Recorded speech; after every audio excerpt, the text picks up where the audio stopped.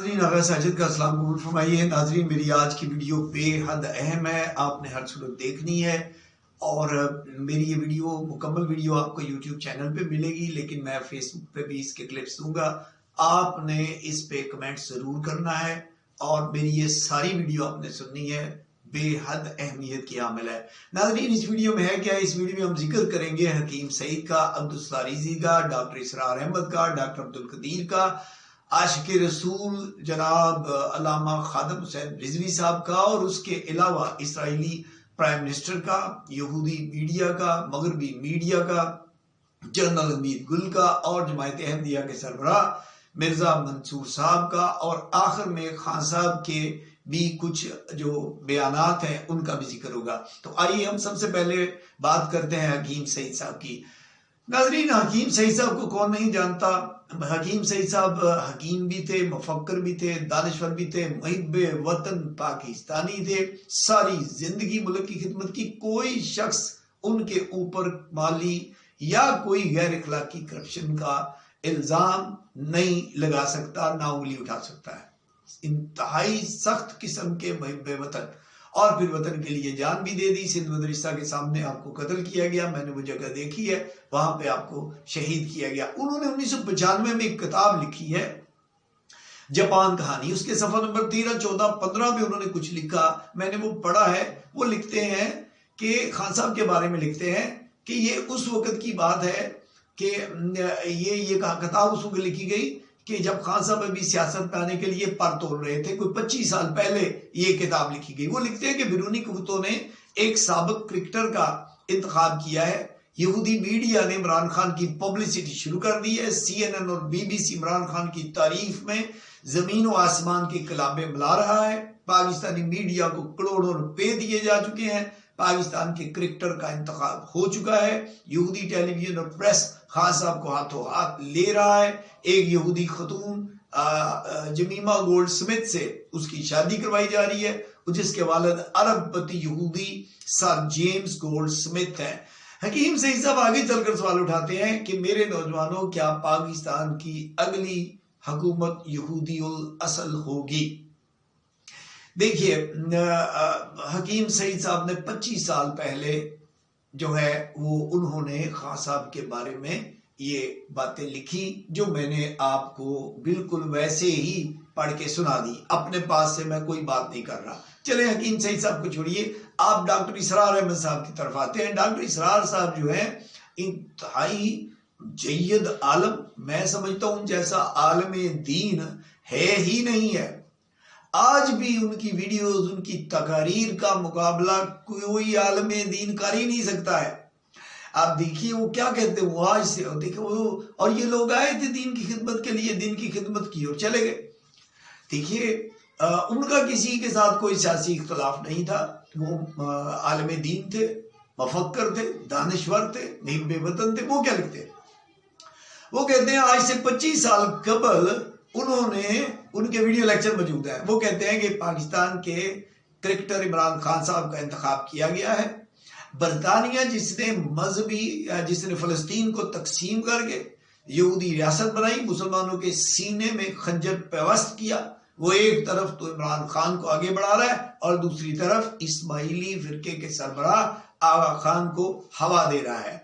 वही बरतानिया अल्ताफ हुसैन का मरब्बी बना हुआ है। आप अल्ताफ हुसैन साहब के बारे में तो जानते ही हैं कि कराची का हशर नशर कर दिया, और खान साहब जो है वो भी अल्ताफ हुसैन के बारे में कहा करते थे कि ये कातल है, लुटेरे हैं ये वो, और बाद में खान साहब कहने लगे कि इन जैसा तो नफीस आदमी कोई नहीं। अब नकेल जो है वो यहूदियों के हाथ में दे दी गई है, ये डॉक्टर इसरार साहब लिख रहे हैं, और कानों कान खबर नहीं हो रही है। आगे चलकर डॉक्टर इसरार साहब लिखते हैं कि इसे एक आलमी मंसूबे के तहत लॉन्च किया जा रहा है। डॉक्टर साहब कहते हैं कि तारीख अपने आप को दोहरा रही है। न्यू वर्ल्ड ऑर्डर दरअसल ज्यूश वर्ल्ड ऑर्डर है, और खान साहब का शिकार इसीलिए किया गया है, गोल्ड स्मिथ ने इमरान खान साहब का शिकार किया है, जो उभरती हुई शय था।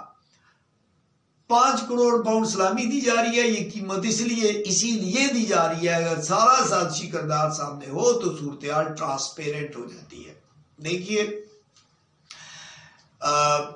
मियां साहब, जरदारी साहब, اگر عمران خان صاحب کو ایجنٹ قرار دیں یا ان کے بارے میں کوئی ایسا جملہ بولے تو ہم کہہ سکتے ہیں کہ سیاسی مخالفین ایک دوسرے پر الزام تراشی کرتے رہتے ہیں، لیکن ڈاکٹر اسرار جیسا جید عالم دین، حکیم سعید جیسا محب وطن اگر انہیں ایجنٹ قرار دے رہا ہے اور کہہ رہے ہیں کہ اس کو آگے اسی لیے لایا جا رہا ہے کہ وہ ان کے مفادات کا تحفظ کرے گا، یہ بات 25 سال قبل وہ دونوں کہہ رہے تھے، اور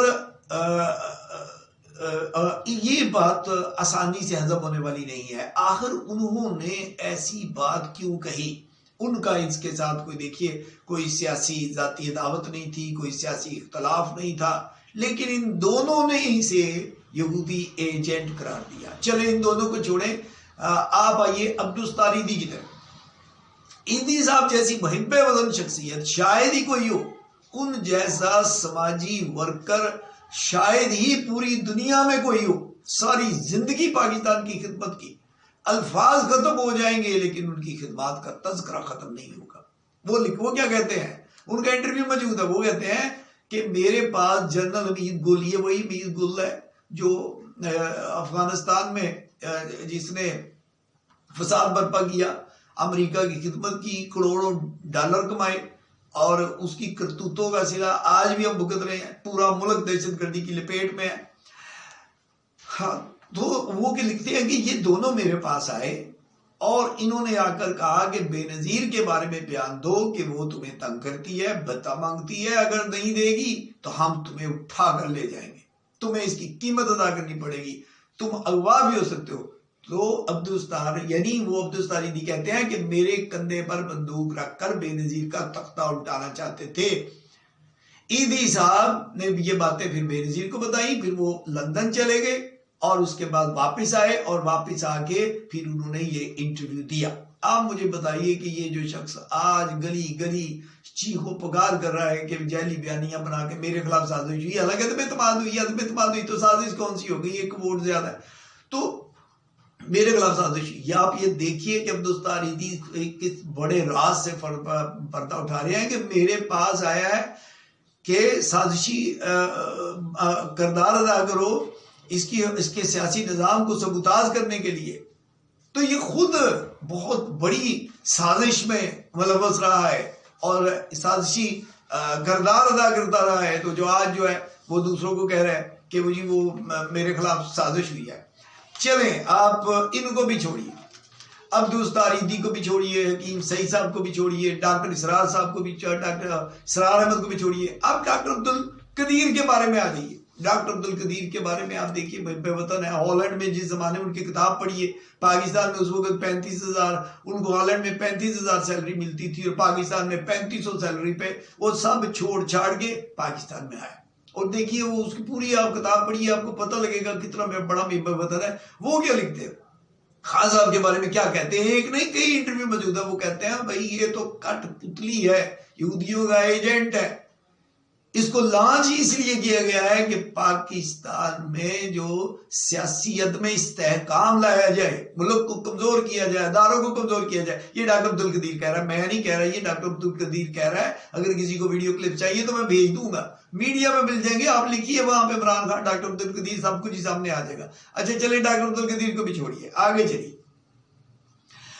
علامہ خادم حسین رضوی صاحب عاشق رسول، آپ ان سے سیاسی اختلاف کر سکتے ہیں، لیکن میں سمجھتا ہوں کہ آج نوجوانوں کے دلوں میں جو رسول اللہ صلی اللہ علیہ وسلم کی محبت کی جو شمع ہے اس کو جلا بخشی ہے علامہ خادم حسین رضوی نے۔ وہ کیا کہتے ہیں بڑے سخت الفاظ میں، وہ کہتے ہیں یہ یہودیوں کا ایجنٹ ہے، یہودیوں کا داماد ہے، بکواس کرتا ہے، یہ اس کا صرف اور صرف مقصد ملک کو کمزور کرنا ہے۔ یہ میں نہیں کہہ رہا اپنے پاس سے کہ آپ مجھے گالیاں نکالتے پھریں، یہ علامہ خادم حسین رضوی صاحب فرما رہے ہیں، ان کے ویڈیو لیکچرز موجود ہیں، ایک نہیں 20۔ چلیں آپ اس کو بھی چھوڑیے، آپ آ جائیے جماعت احمدیہ کے سربراہ مرزا منصور صاحب کی طرف۔ وہ کہتے ہیں کہ جب تحریک انصاف بنی تو اس وقت میں پاکستان میں تھا، اور تب میں پاکستان میں جماعت احمدیہ کا ناظم اعلیٰ تھا۔ اس وقت خان صاحب نے ایک آدمی کو ہمارے پاس بھیجا اور کہا کہ ہمیں ووٹ دیں، جب ہم اسمبلی میں جائیں گے تو آپ کا حق آپ کو لے کر دیں گے۔ اور بعد میں خان صاحب کے کئی بیانات ہیں جس میں انہوں نے یہ کہا ہوا ہے کہ وہ جو 23 دن جس پر اسمبلی میں بحث ہوتی رہی وہ آرڈر پاس ہوا تو وہ ہم جو ہے پتہ چلانا چاہیے، قوم کا فرض ہے کہ کون اس کے پیچھے تھا اور ہم اس کو واپس کریں گے، اور انہوں نے کوشش بھی کی۔ آگے چلیے، بات ذرا اور واضح ہوتی چلی جائے گی۔ آگے چلیے، اسرائیلی جو نیتن یاہو کے بعد پرائم منسٹر آیا، نیتلی شاید اس کا نام ہے، اس کا انٹرویو ہے یوٹیوب پہ، وہ کہتا ہے انٹرویو دیتے ہوئے کہ اسرائیل پاکستان کو پہلے دن سے ہی اپنا دشمن سمجھتا ہے۔ وہ کہتا ہے کہ اسرائیل کے اگر دشمنوں کا ذکر کروں تو پاکستان کا شمار نمبر 1 ملک میں ہوتا ہے، اور اس نے یہ بھی کہا کہ ہم چاہتے ہیں کہ ایران اور پاکستان میں سیاسی عدم استحکام رہے، وہاں پہ عدم استحکام رہے، یہ ملک ترقی نہ کر سکے، وہاں پہ یہ جو داخلی طور پہ کمزور رہیں۔ تو ناظرین، میں نے آپ کے سامنے یہ ذکر کیا ہے، آپ مجھے بتائیے کچھ سوالات جو میں نے اپنے پاس سے ایک لفظ نہیں کہا، اب میں اپنے پاس سے سوال اٹھانے لگا ہوں کہ یہ جو یہودی میڈیا ہے، مغربی میڈیا ہے، آج بھی خان صاحب کو پروموٹ کر رہا ہے، آج بھی ان کی شان میں قصیدے لکھ رہا ہے۔ آپ انڈین میڈیا کو دیکھ لیجئے کہ میجر اگروال کیا کہہ رہا ہے، اس کا یوٹیوب پہ دیکھیے، اور BCO ہیں وہ کہتے ہیں اللہ کا واسطہ ہے اس کو 10 سال کے لیے پرائم منسٹر بناؤ، کیونکہ یہ ہمارا کام آسان کر رہا تھا، ہمیں تو باقی پاکستان کو توڑنے کی ضرورت ہی نہیں، یہ تو اللہ کے فضل سے یہی کافی ہے، جس نے اپنی فوج کو کمزور کر دیا، اداروں کو کمزور کر دیا، ملک کو کمزور کر دیا، ملک ڈیفالٹ ہونے کے قریب ہو گیا، مہنگائی آسمان کو چھونے لگی، تیلے کا کام نہیں کیتا، سی پیک فریز ہو گیا۔ وہ کہتے ہیں کہ ہمیں اسی کو لاؤ، ہم تو ریکویسٹ کرتے ہیں اللہ کا واسطہ انہوں لیاؤ۔ یہ میجر اگروال کے انٹرویو تو دیکھیے، میں یہ کہہ رہا تھا کہ وہ یہودی جنہوں نے نبی پاک صلی اللہ علیہ وسلم کو زہر دیا، اسی زہر کی وجہ سے آپ کی وفات بھی ہوئی، اسی یہودی میڈیا نے کبھی آج تک سوائے ان 2 بندوں کے، ایک ملالہ کا اور ایک یہ، کسی اسلامی رہنما کی، کبھی کسی مسلم رہنما کی تعریف میں ایک جملہ نہیں بولا۔ قائد اعظم ہے، لیاقت علی خان ہے، فاطمہ جناح ہے، بھٹو ہے، بے نظیر ہے، اتنے کھلاڑیوں میں دیکھ لیجئے، بولو پہلوان ہے، گاما پہلوان ہے، جہرا پہلوان ہے، رستم زمان رہے ہیں، اور دنیا میں جہانگیر کو دیکھ لیجئے، اسکواش کا عالمی 9 دفعہ چیمپئن رہا، مگر مجال ہے کہ کوئی اسلامی دنیا میں کسی ایک بندے کی انہوں نے تعریف کی ہو، یہ ان دونوں کی وہ تعریف کرتا ہے۔ ناظرین، میرا یہ سوال تھا جو میں آپ سے پوچھنا چاہتا تھا کہ آخر دال میں کچھ کالا ہے۔ اس کے ساتھ ہی میں اجازت چاہوں گا، اپنا خیال رکھیے گا، اللہ حافظ۔